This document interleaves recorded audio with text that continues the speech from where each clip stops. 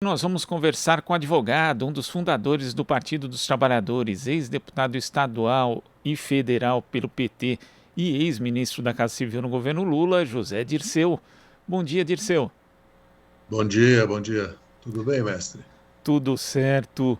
Dirceu, hoje todas as pesquisas mostram uma distância grande do ex-presidente Lula em relação a Bolsonaro, muitas inclusive mostrando a possibilidade de vitória em primeiro turno. Por outro lado, Bolsonaro também tem uma distância razoável dos candidatos que aspiram ser a chamada terceira via.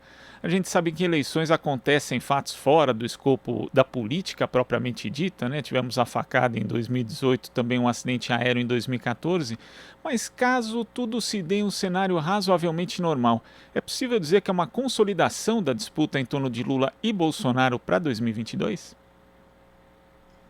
Acredito que sim, ainda que, evidentemente, há um eleitorado, basta voltar ao passado.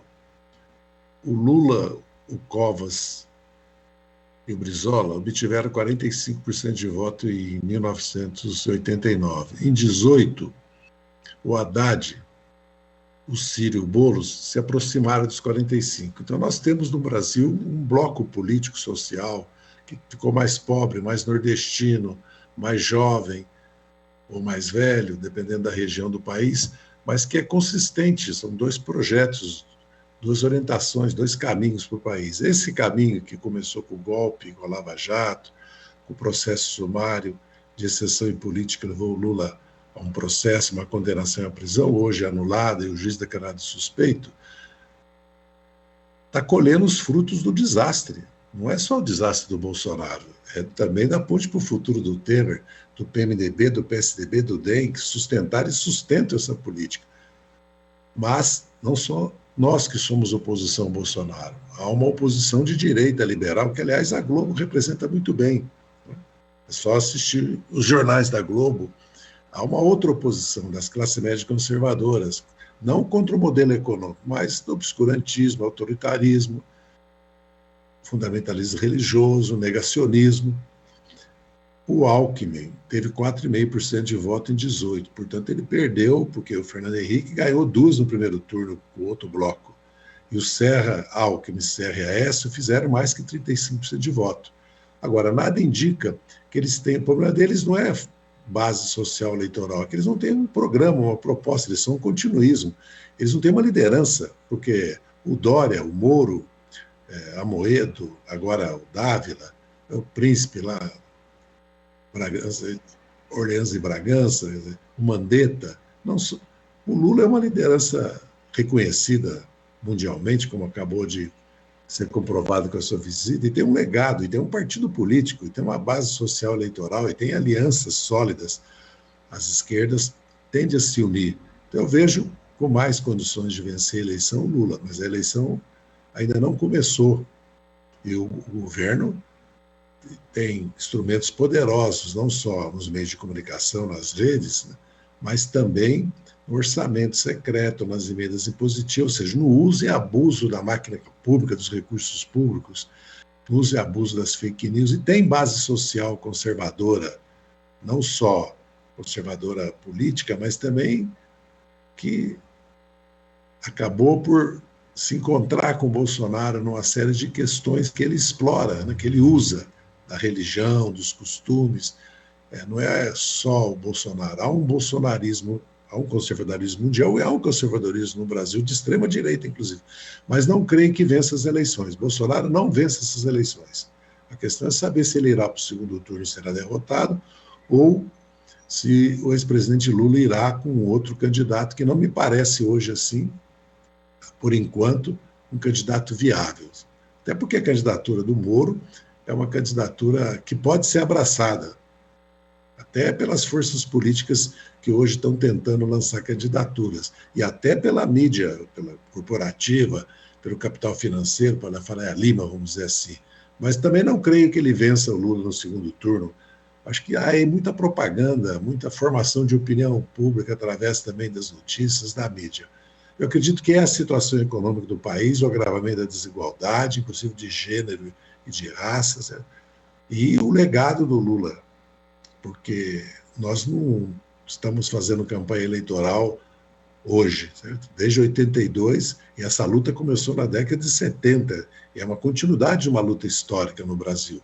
Então, eu acredito que, como resultado das eleições de Honduras, do Peru, a própria vitória na Argentina, a Colômbia, que se aproxima de eleger também um governo de centro-esquerda, né? O próprio Chile, que acredito que o candidato da centro-esquerda acabará vitorioso, mostra também que há um esgotamento em toda a América do Sul, aliás, no mundo, do modelo econômico que estão tendo. Esse negócio, essa teto de gasto, regra de ouro, Banco Central independente, austericídio, essa austeridade, o modelo neoliberal, privatizações, desmonte do Estado Nacional, dos bancos públicos, abertura comercial financeira, no mundo que o Biden e a União Europeia preparam grandes programas de revolução energética, climática, inclusive de buscar atender a problemas sociais graves, né? Com a ascensão da China. Eu não acredito que um país como o Brasil, que é o quinto país em território, ciência e população, uma das 10 maiores da economia, um país desenvolvido, que só não é potência no social, né? É uma potência na miséria, mas é energética, de alimentos, científica, tem um dos maiores mercados internos do mundo, tem a integração da América do Sul como uma possibilidade real. Eu não acredito que o Brasil retome ou mantenha o caminho que Temer e Bolsonaro iniciaram. Acho que o Brasil vai voltar para o seu fio da história. E Dirceu, muito tem se especulado a respeito do ex-governador de São Paulo, Geraldo Alckmin, caso migre para o PSB, se ouvisse uma chapa junto com o ex-presidente Lula. Como você vê essa possível composição para 2022? Eu vejo que, primeiro, o Alckmin precisa se filiar a um partido, né? Primeiro precisava ter o desdobramento da prévia do PSDB. Teve, apesar que o PSDB está muito dividido, 54 a 46, e vamos ver como é que o Dória vai chegar na convenção em julho, né? Se ele não vai ser tentado a ser vice, tentar ser vice do Moro. Segundo, nós precisamos avaliar politicamente qual o resultado eleitoral, político, para o futuro do país, uma aliança com o ex-governador Geraldo Alckmin. E terceiro, isso não se resolve agora, se resolve, a minha opinião pessoal, né? Eu participo de eleições desde 82, né? Alguma experiência eu tenho, certo? Eu fui secretário-geral do PT e presidi o PT por quase, acho que 15 anos, né? Então eu acredito que nós devemos resolver isso em maio, junho. Agora, nós estamos abertos, evidentemente, a conversar com todos aqueles que se opõem ao Bolsonaro e estejam dispostos a conversar conosco, é o que o Lula tem dito, e a nossa presidente Gleice declarou hoje mesmo à imprensa que não há vetos, mas também não há faca no pescoço, não está nada decidido, nós estamos abertos a conversar. O PSB é nosso aliado estratégico, como o PCdoB, né? Como o PDT foi, e o PSOL também é um partido que nós temos no Congresso Nacional, nós atuamos juntos, as fundações atuam juntos, nós fizemos o Fora Bolsonaro juntos, né? Procuramos criar uma frente mais ampla, que é a Frente Brasil Popular, a Frente Povo Sem Medo, juntos. Então nós temos uma caminhada junto, apesar que o Ciro Gomes hoje está numa outra posição. Então eu acredito que, como disse a nossa presidente, o PSB legitimamente está apresentando uma série de questões de apoios regionais, nós também vamos apresentar, e vamos iniciar um processo, já iniciamos um processo de discussão que a nossa presidente está dirigindo, certo? E que, evidentemente, que o ex-presidente Lula tem acompanhado. E a direção do partido se reuniu, inclusive agora com a bancada, com os diretórios regionais, se reunirá a executiva e o diretório ainda esse mês para discutir, inclusive, a questão das federações. Mas eu acho que é muito cedo, porque também, conforme o quadro político eleitoral, conforme a situação do país, você pode optar por ter um vice jovem, uma jovem negra, você pode optar por ter um vice jovem, um jovem empresário de um estado como Minas Gerais. Tudo isso é uma questão que nós precisamos ir construindo, certo? Inclusive olhando o sentimento do nosso eleitorado, da nossa base social, da nossa militância, porque nós também não podemos descolar da nossa base social, da nossa militância, certo? E dos nossos aliados. É preciso fazer isso com muita tranquilidade, muita serenidade. Agora, o nosso objetivo é vencer as eleições. E nós fazemos alianças, sem abrir mão, evidentemente, dos pontos principais do nosso programa. Isso não quer dizer que não se possa discutir programa para 2022.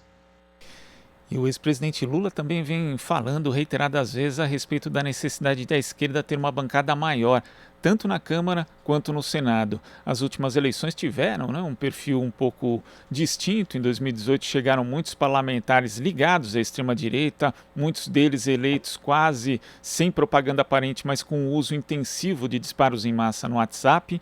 Que tipo de estratégia deve ser adotada, na sua avaliação, para que, de fato, haja um aumento no parlamento da participação da esquerda, Dirceu? Eu acho que nós devemos, eu considero que devamos, e creio que há consciência disso na direção do PT, muitos dirigentes têm falado disso. Nós precisamos reconhecer que o Brasil mudou. Nós temos uma juventude que está sem espaço na vida cultural, econômica, sem mercado de trabalho, com dificuldades para estudar. São milhões e milhões de jovens que nasceram entre 95 e 2005. Essa juventude já emergiu na política em 2020. Foram eleitos vereadores e vereadoras negras, LGBT, guia mais, jovens, mulheres principalmente, em todas as capitais, do PSOL, do PT, do PCdoB, de todos os partidos. E o PT precisa reconhecer isso e abrir as suas chapas, né? E nós precisamos fazer uma campanha totalmente vinculada, inclusive uma campanha educativa, de esclarecimento, de convencimento da população brasileira, do povo brasileiro, principalmente dos trabalhadores da nossa base social, que é preciso dar ao presidente que ele vota uma base parlamentar sólida, para ele não ser obrigado a fazer alianças ou estar em minoria no parlamento e não poder aprovar as reformas que ele vai defender na eleição, no programa de governo. Isso é uma questão prioritária, fundamental, de urgência, não só para o PT, acredito que para o PSB, para o PCdoB, para o PDT, para o PSOL, para todos os partidos que pretendem eleger um presidente da República e governar o Brasil. E reconhecer que essa questão é muito grave, a questão social, da fome, da pobreza, do desemprego, que a juventude está insatisfeita com o modelo político atual, que é um modelo político muito elitista, muito oligárquico que nós temos no Brasil. Esse mínimo de 8 deputados, máximo de 70, esse sistema uninominal que nós temos, né? Esse Senado, que é uma Câmara alta, revisora, tem iniciativa legislativa, tem mais poder que a Câmara, mas é majoritária, então 14 estados com 25% do eleitorado elegem 42 senadores, maioria. Então nós temos também que estar aberto para cientistas, intelectuais, celebridades, artistas, personalidades que atuaram no Fora Bolsonaro, atuaram ao nosso lado na luta contra esse modelo econômico neoliberal. Acho que é preciso realmente começar uma nova caminhada em matéria de campanha eleitoral, em matéria de composição de chapas e, principalmente, essa luta por esclarecer, convencer o nosso cidadão, a nossa cidadã, que o presidente Lula, eleito, precisa de uma bancada de deputados e senadores, que é preciso superar esse modelo de emendas impositivas, de orçamento secreto, né? Formar um Congresso Nacional de outra qualidade, certo? Isso acho que é o sonho de todos os brasileiros. Inclusive, várias leis foram aprovadas nesse sentido. A paridade para as mulheres é uma necessidade, as cotas é uma necessidade, a redivisão dos recursos financeiros. Nós devemos fazer chapas paritárias de mulher. Aliás, a direção do PT já é paritária, no PT já existe cotas, inclusive recursos para a luta antirracial, para a luta das mulheres, para a luta dos jovens, para a questão indígena, porque esse é o Brasil que está emergindo. O Brasil dos próximos 10, 15 anos, nós todos que fundamos o PT estamos com mais de 70 anos, mais de 75, no caso do Lula e no meu caso, agora a partir de março, alguns dos nossos dirigentes já têm 80 anos. Isso não é uma questão, um impeditivo para que nós continuemos na vida política, e estamos com saúde. E hoje, 75 anos, quando eu cheguei de volta da clandestinidade, da luta contra a ditadura, meu pai tinha 70 anos, né? Eu considerava meu pai um velho. Meu pai, felizmente, ainda viveu até 80 anos, a minha mãe até 97.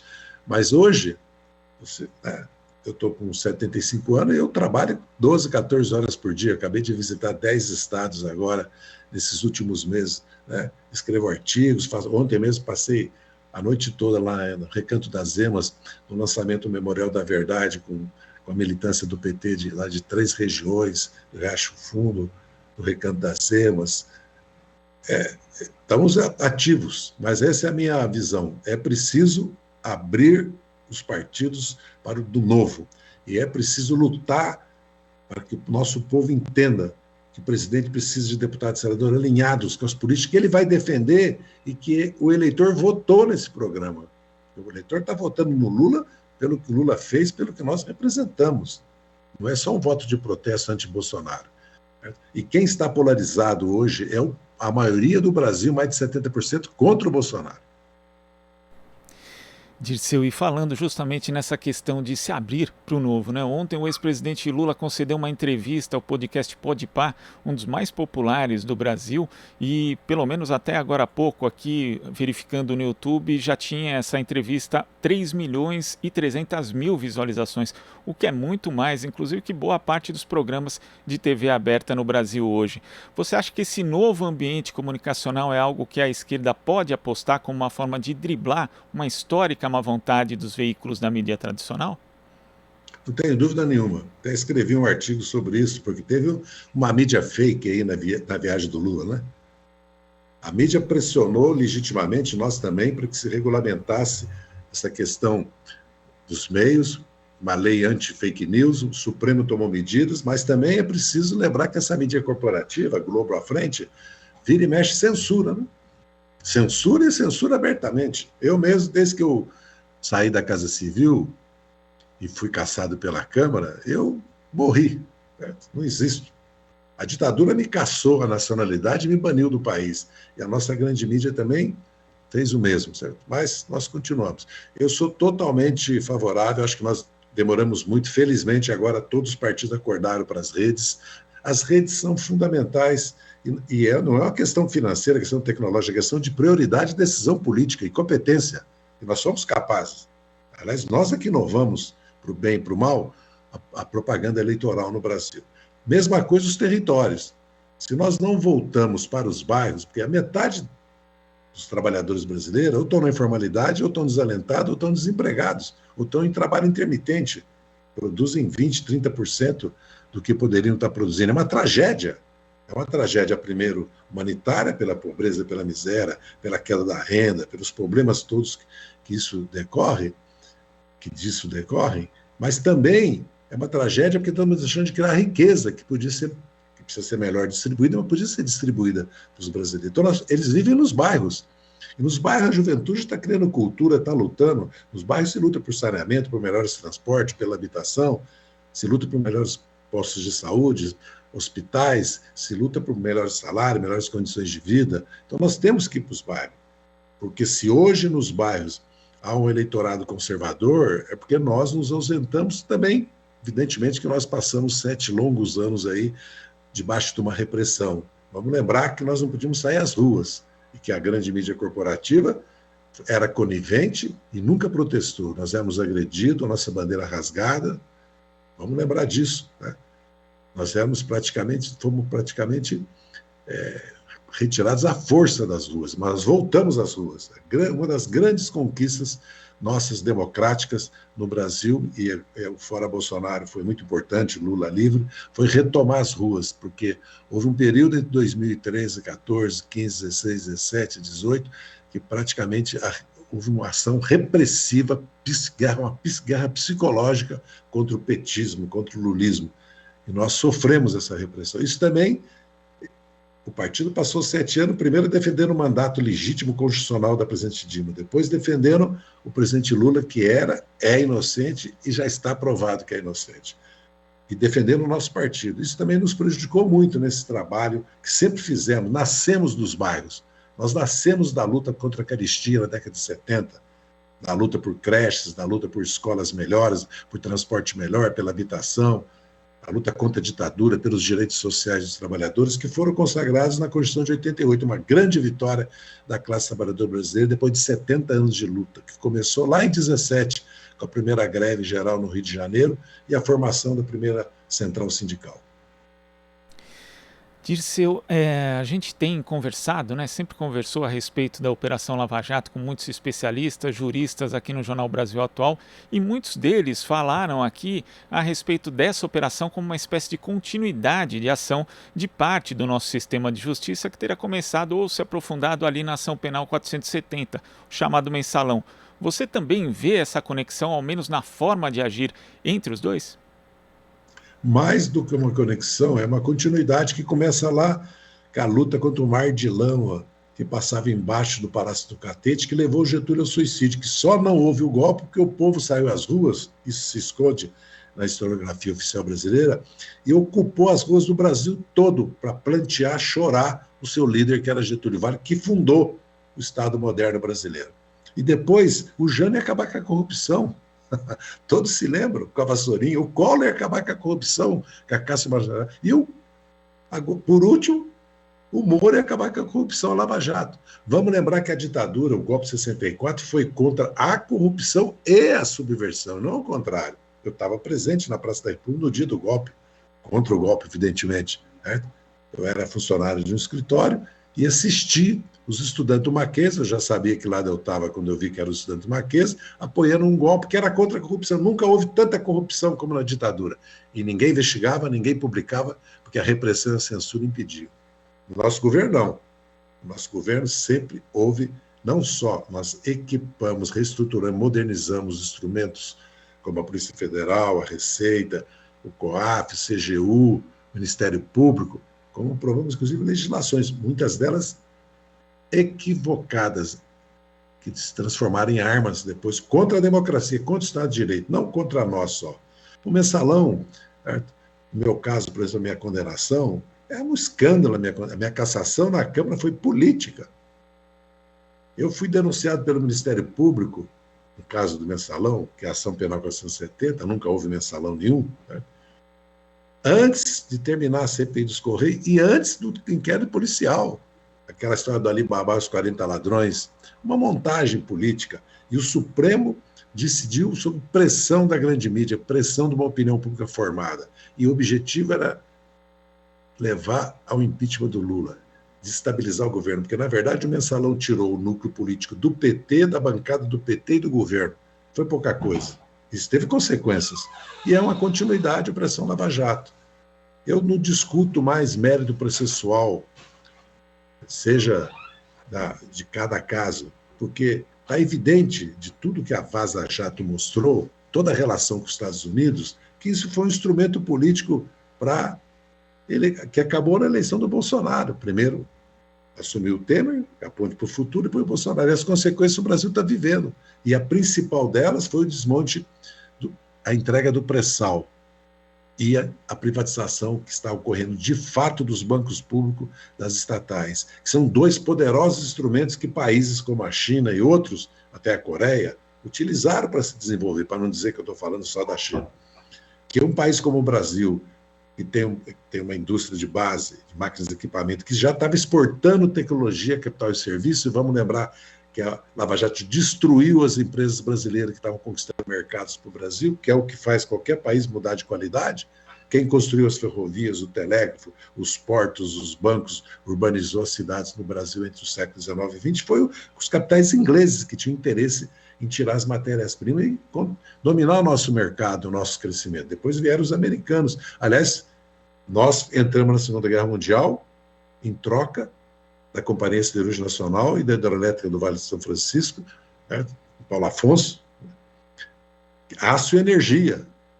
E quando o Brasil começou a integrar a América do Sul, descobriu o pré-sal, que era uma grande riqueza, que, se apropriada pela nação, faria uma revolução científica, tecnológica, educacional, daria condições para nós termos outro padrão de saúde, educação e uma política ambiental, veio o golpe. E nós estamos vendo as consequências. Então, a Lava Jato foi um instrumento político ilegal, inconstitucional, como está provado, né? E de combater a corrupção, basta ver agora o que está sendo desvendado dos ganhos dos escritórios de advocacias ligados aos procuradores e dos próprios procuradores. E depois o seu Moro foi dar compliance para empresas que ele investigava, como, aliás, vários procuradores, ganhando 500, 700 mil reais por mês. Essa é a realidade da Lava Jato.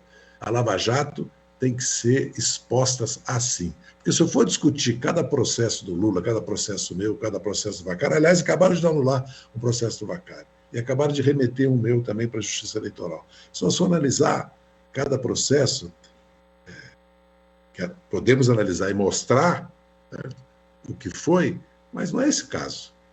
Porque já está provado historicamente o que... Aliás, a candidatura do Moro é o carimbo final. Ele já tinha sido ministro, já tinha apoiado o Bolsonaro.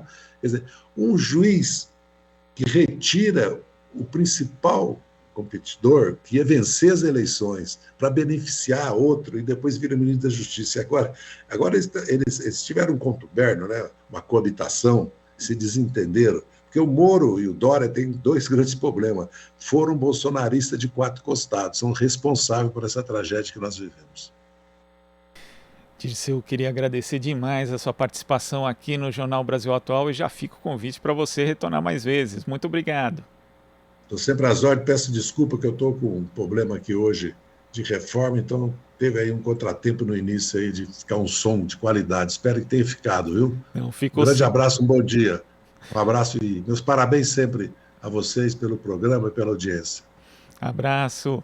Conversamos aqui com o advogado, um dos fundadores do PT, ex-deputado estadual e federal, ex-ministro da Casa Civil do governo Lula, José Dirceu. Você está ouvindo Jornal Brasil Atual. As notícias que os outros não dão.